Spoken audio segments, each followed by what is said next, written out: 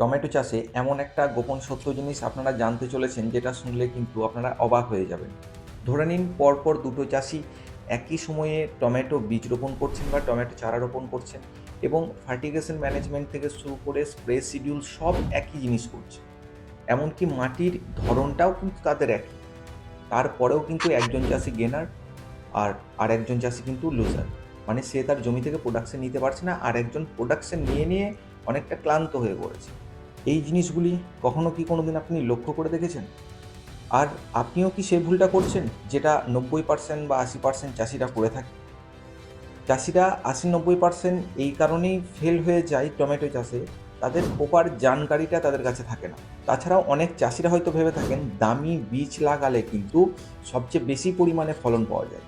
একদমই ভুল ধারণা এটা সম্পূর্ণ চাষিদের ক্ষেত্রে। দামি বীজ লাগালেই যে ফলন দ্বিগুণ হবে সেটা তার কোনো মানেই নেই তার সাথে। এই টমেটো চাষ করতে করতে যখন চাষি লস খায়, সেটাকে বলে তার ভাগ্যের দোষ, সে তার বীজটা খারাপ পেলো। এই জিনিসটা নয়। টোটাল প্ল্যানিং করে চাষি যখন চাষ করে টমেটো চাষ, অনিবার্য তার প্রফিট থাকবেই। টমেটো চাষ হচ্ছে এমন একটা সোনার খনি, যেখানে আপনি যত চাইবেন তত কিন্তু প্রোডাকশন নিতে পারবেন। তার জন্য আপনাকে সঠিক চাবিকাঠি দরকার লাগবে। এবং আমি তো আগেই বললাম, এটি কিন্তু জুয়ো বা তুক্কাতুক্কি চাষ নয়, বা এমন অনেক চাষি বলে থাকে যে আমার ভাগ্যে ছিল না তাই হলো না। এইটা একদম সম্পূর্ণ ভুল। আপনি ঠিকঠাক ম্যানেজমেন্ট করতে পারেননি, ঠিক সময়ে বীজ রোপণ করতে পারেননি, কোন ভ্যারাইটি কোন সময় লাগাতে হয় সেই জ্ঞানটা আপনার কাছে নেই বলেই আপনি লসটা খেয়েছেন। আজকে সেই চাবিকাঠিটার ব্যাপারে আপনাদেরকে জানাবো, যে কোন সময় কী বীজ লাগালে সবচেয়ে বেশি পরিমাণে ফলন পেতে পারবেন। এমনকি টমেটোর পাতা মুড়ে যাওয়া, টমেটোর লিফ কার্ল ভাইরাস সহনশীল এমন কী জাত আছে, যেগুলি কিন্তু আপনি আপনার জমিতে রোপণ করতে পারলে একদম গাছকে ছুটিয়ে মাল নিতে পারবেন। ভিডিওটি অবশ্যই শেষ পর্যন্ত দেখুন। এখনও পর্যন্ত যারা চ্যানেলে নতুন, একটা সাবস্ক্রাইব করে কোনো চাষি ভাইকে ভিডিওটা শেয়ার করে দিন, এরকমই আরও ইনফরমেটিভ ভিডিও শেষ দিন পর্যন্ত পাওয়ার জন্য। লেট না করে তাড়াতাড়ি ভিডিওটা শুরু করুন। বাজারে কিন্তু হাজারো ভ্যারাইটির, হাজারো কোম্পানির টমেটো বীজ রয়েছে। এমনই খুব কম বীজ আছে যেগুলি কিন্তু 43-44 ডিগ্রি গ্রীষ্মের সময়ে সারভাইভ করার ক্ষমতা রাখে। আজকের ব্যাপারে আপনাদেরকে জানাবো যে কোন বীজটা লাগালে 42-44 ডিগ্রি পর্যন্ত কিন্তু গাছের পাতা কুঁকড়াবে না, গাছের পাতা ঝলসাবে না, এমনকি ফুল ফল ঝরার সংখ্যা একদম কম থাকবে। যেটা আমার কথা নয়, এই কোম্পানির কথা। তো এই গ্রীষ্মর আগাম টমেটো চাষ করতে গেলে সঠিক বীজ নির্বাচন করাটা আবশ্যিক। যদি সঠিক বীজ নির্বাচন না করতে পারেন, তাহলে কিন্তু ওই ভাগ্যের দোষেই আপনাকেও চলতে হবে। চলুন তাড়াতাড়ি বীজের নামগুলো জেনে নিই। প্রথমেই যে ভ্যারাইটিটির ব্যাপারে জানাবো, আপনারা অনেক চাষি কিন্তু এই ভ্যারাইটির সঙ্গে পরিচিত। সেটি হলো সিনজিন্টা কোম্পানির সাহু। এই সাহু টমেটোটি কিন্তু সারা বছরই লাগানো যায়, কিন্তু জানুয়ারির ফার্স্ট থেকে মার্চ এপ্রিল পর্যন্ত কিন্তু লাগালে এরও প্রোডাকশন কিন্তু খুব হাই দেখা যায়, এবং এর ফলের সাইজ 80 থেকে 110 গ্রাম পর্যন্ত দেখা যায়, এবং এর গাছের হাইট 5 থেকে 6 ফুট পর্যন্ত মার্কেটে দেখা গেছে, এবং এটির প্রথম হারভেস্ট 65 থেকে 70 দিনের মধ্যে স্টার্ট হয়ে যায়, এবং এটি বাজারে 10 গ্রামের দাম পড়ে যাবে প্রায় আপনাদের 1000 থেকে 1100 টাকার মধ্যে। এবং এই ভ্যারাইটিটির সবচেয়ে ভালো দিকগুলি হলো 40-42 ডিগ্রি সেলসিয়াসেও কিন্তু এর পাতা মুড়ে যাওয়া বা ফুল ফল ঝরার সমস্যাগুলি কিন্তু অনেক কম দেখা যায়। তাছাড়াও এই গাছের লংজিভিটি কিন্তু খুব ভালো, এবং এর যে ফলের সাইজ, সেটি 80 থেকে 100 গ্রাম হওয়ার পরেও কিন্তু ছালটা অনেক মোটা থাকে, মানে টমেটোর ত্বক যেটা সেটা অনেক মোটা থাকে, যেটি কিন্তু লং ট্রান্সপোর্টেশনের ক্ষেত্রেও আপনাদের অনেক সাহায্য করে। মানে ধরে নিন আজকে রাখলেন, অনেক দূর পর্যন্ত টমেটোটা নিয়ে গেলেও কিন্তু সেটা ফাটাফুটির সমস্যাটা থাকবে না। ছালটা অনেক মোটা, এবং ব্যাপক একটা কালার থাকে, গ্লেজ থাকে এই ফলের মধ্যে, মানে ডিপ লালও বলা যেতে পারে। এবং দ্বিতীয় যে ভ্যারাইটিটির ব্যাপারে আপনাদেরকে জানাবো, সেটি হলো সিনজিন্টা কোম্পানির হিমসোনা। এটিও কিন্তু গোল আকৃতির হয়, ডিপ লাল হয়, এবং গাছের রোগ প্রতিরোধ ক্ষমতা কিন্তু অনেক বেশি হয়। আপনারা কিন্তু জানুয়ারি থেকে মার্চের মধ্যে লাগালে এই জাতটাকেও আপনারা একবার চুজ করে দেখতে পারেন। এবং শুধু যে এই জাতটির রোগ প্রতিরোধ ক্ষমতা বেশি সেটাই নয়, এর ফলের ওজনও কিন্তু খুব দুর্দান্ত থাকে, 90 থেকে 105 গ্রাম ওয়েট থাকে, যেটা কোম্পানির মত। এবং তার সাথে এই গাছের লিফ কার্ল ভাইরাস, ফুল ঝরে যাওয়া, এই সমস্যাটা তো কম রইলই, এবং অতিরিক্ত গরমেও কিন্তু এই গাছ সারভাইভ করার ক্ষমতা রাখে। গাছও প্রায় 4 থেকে 5 ফুটের মতো লম্বা হয় এবং এটি হারভেস্ট চালু হয়ে যায় 65 থেকে 75 দিনের মধ্যে প্রথম হারভেস্ট চালু হয়ে যায় এবং এটির বাজারের 10 গ্রামের প্যাকেটের দাম পড়ে যাবে প্রায় 900 থেকে 1050 টাকার মধ্যে এবং 1 একরে এটি মানে 100 শতকে এর 50 থেকে 60 গ্রাম বীজের প্রয়োজন হয়। এরপরে যে ভ্যারাইটিটির ব্যাপারে আপনাদেরকে জানাবো সেটি ওই সিনজিন্টা কোম্পানিরই হিমশিখর। এই জাতটি প্রথমত সবচেয়ে অ্যাডভান্টেজ জিনিস হলো এই জাতের মধ্যে পাতা একটু বেশি থাকে, মানে এই গাছের মধ্যে পাতা একটু বেশি থাকার কারণে এই যে এই তাপটা ফলের মধ্যে ডিরেক্ট পড়ে না, পাতার মধ্যেই অ্যাবজর্ব করে নেয় সেটা।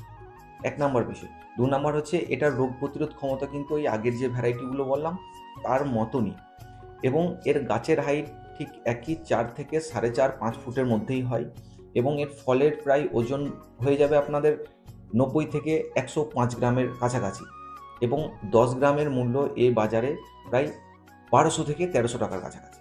তার সাথে এর ফলের কালারও কিন্তু দুর্দান্ত থাকে শেষ দিন পর্যন্ত, গাছের শেষ বয়সেও কিন্তু এর গাছের ফলের কালারটা কিন্তু দুর্দান্ত থাকে। পরের যে ভ্যারাইটিটি নিয়ে কথা বলবো সেটি হলো সেমিনিস কোম্পানির মানি। এটিও কিন্তু দুর্দান্ত একটা জাত। এটিও কিন্তু ফলের সাইজ গোল হয়, ডিপ লাল হয়, ছাল মোটা হয় এবং তার সাথে গাছের হাইট কিন্তু 5.5 থেকে 6 ফুটের মধ্যে হয়। তার সাথে এটিও কিন্তু রোগ প্রতিরোধ ক্ষমতার একটা অন্তর্ভুক্ত বীজ এবং তার সাথে এর প্রোডাকশন কিন্তু মার্কেটে অনেক হাই দেখা গেছে সেমিনিস কোম্পানির মানিকে এবং এর ফলের সাইজ প্রায় আপনার 90 থেকে 110 গ্রামের কাছাকাছি হয়। এটির বাজার মূল্য প্রায় 550 থেকে 650 টাকার মধ্যে 10 গ্রামের প্যাকেট পাওয়া যায়। ওই একই জিনিস আপনাদের প্রত্যেক একরে মানে 100 শতকে প্রায় 55 থেকে 60 গ্রামের কাছাকাছি কিন্তু বীজ লেগে থাকে। পরের যে ভ্যারাইটিটির ওপরে আপনাদেরকে জানাবো সেটি হলো সেমিনিস কোম্পানির অধিরাজ। এটিরও কিন্তু গাছ 5 ফুটের কাছাকাছি হয়, ফলের সাইজ ডিপ লাল, তার সাথে 90 থেকে 100 গ্রাম এক একটা ফলের ওজন হয়। এটিও কিন্তু লং ট্রান্সপোর্টেশনের ক্ষেত্রেও কিন্তু আপনাদের অনেক সাহায্য করবে কারণ এর ছাল কিন্তু অনেক মোটা। ওই যেমন আপনাদের সিনজিন্টা কোম্পানির সাহু বলেছিলাম, সেম একই জাত এটা কিন্তু সেমিনিস কোম্পানির আধিরাজের এবং এর গাছের হাইট তো আপনাদেরকে জানালাম 5 ফুটের কাছাকাছি। 42 থেকে 44 ডিগ্রি সেলসিয়াসও কিন্তু এর পাতা কুঁকড়ায় না এবং ফল ফুল টিকে থাকে, মানে ফ্রুট সেটটাও কিন্তু 42 থেকে 44 ডিগ্রি সেলসিয়াসের মধ্যে হয়ে যায়, যেটা কোম্পানি ক্লেম করছে নিজের মুখে। এই বীজের 10 গ্রামের দাম বাজার মূল্য প্রায় 700 থেকে 800 টাকার মধ্যে এবং প্রত্যেক একরে মানে 100 শতকে এর বীজের পরিমাণ 50 থেকে 60 গ্রামের কাছাকাছি লেগে থাকে। এই যে ভ্যারাইটিগুলির ব্যাপারে আপনাদেরকে জানালাম, এগুলি কিন্তু রোগ প্রতিরোধ ক্ষমতা অনেক বেশি কোম্পানি ক্লেম করে। তার সাথে আপনাদেরকে কিন্তু টোটাল নিজে ম্যানেজমেন্ট করে কিন্তু ফসলটাকে প্রোডাকশন আপনার জমি থেকে নিতে হবে। তার জন্য স্প্রে শিডিউল ঠিকঠাক সময় করতে হবে এবং তার সাথে কি ফার্টিগেশন করবেন, মানে কি সার চাপান দেবেন। বাজারে এমন কি সার আছে যেগুলি কিন্তু টমেটো গাছকে ভেতর থেকে ঠান্ডা রাখবে। এত তাপমাত্রার পরেও কিন্তু পাতা চট করে কুঁকড়াবে না। ফ্রুট সেটিং বা ফুল থেকে ফলে পরিণত হওয়ার সাকসেস রেশিও কিন্তু সবচেয়ে বেশি থাকবে। তো এই জিনিসটা জানতে হলে আমাদের চ্যানেলের সাথে শেষ দিন পর্যন্ত জয়েন্ট হয়ে থাকতে হবে, তবেই কিন্তু আপনি জানতে পারবেন কী ধরনের বাজারে খাদ্য, অনুখাদ্য এবং তার সাথে ভিটামিন আছে যেগুলি স্প্রে করলে সবচেয়ে ভালো পরিমাণে আপনি রেজাল্ট পাবেন। এবং এই নিয়ে যদি টমেটো গাছের স্প্রে শিডিউল নিয়ে, মাটি রেডি করা নিয়ে বা টমেটোর যে কোনো জিনিস নিয়ে যদি কোনো রকম পার্ট 2 বার করতে হয়, আমাকে কমেন্টে পার্ট 2 বলে মেসেজ করুন বা কমেন্ট করুন। আমি চেষ্টা করব পার্ট 2 এর কোনো একটা ভাগ আপনাদেরকে উপহার দেওয়ার। তার সাথে আরও একটা গুরুত্বপূর্ণ জিনিস হচ্ছে এই ঠান্ডা থাকতে থাকতেই কিন্তু আপনাদেরকে ফুলজালিকে সেট করিয়ে নিতে হবে, কারণ ঠান্ডার সময় ফুলজালি ভালো সেট হয় এবং যেহেতু এত গরম থাকে, কোম্পানি যতই রিকমেন্ড করুক যে আমাদের বীজটা লাগান, আপনি ফুল ফল ঝরার হাত থেকে মুক্তি পাবেন, ওই 44-45 ডিগ্রি সেলসিয়াসেও কিন্তু গাছের ফুলজালি ঝরার সমস্যা একটা থেকেই যায় যতই স্প্রে করুন। তাই এই ঠান্ডা থাকতে থাকতে কিন্তু ফুলকে টিকিয়ে নেওয়ার দায়িত্ব আপনার। তাই এই টাইমে আমার ভিডিও দেখার পরে যারা চাষ শুরু করতে চাইছেন, আমি বলবো তাদেরকে তারা কিন্তু অতি অবশ্যই নার্সারি থেকে চারা তুলে নিয়ে এসে তবে বসান। এখন বীজ রেডি করে চারা তৈরি করার সময় কিন্তু হাতে নেই। যদি এই ভ্যারাইটিগুলো আপনাদের হাতে থেকে থাকে, নার্সারিতে গিয়ে বলুন যে এই ভ্যারাইটিগুলো আছে কিনা, তারপরে আপনি আপনার জমিতে রোপণ করুন। দেখবেন এই ঠান্ডা থাকতে থাকতেই ফুলজালি আপনি সেট করে নিতে পারবেন। আর যখন গরম পড়বে তখন একটা বাজারে ভালো দামে, চড়া দামে কিন্তু আপনার এই টমেটো বিক্রি হয়ে যাবে। এই বিষয় নিয়ে যদি আরও কোনো সেকেন্ড পার্ট লাগে আমাকে জানান। আমি অবশ্যই চেষ্টা করব নিয়ে আসার। ততদিন পর্যন্ত আপনারা সবাই ভালো থাকুন, সুস্থ থাকুন।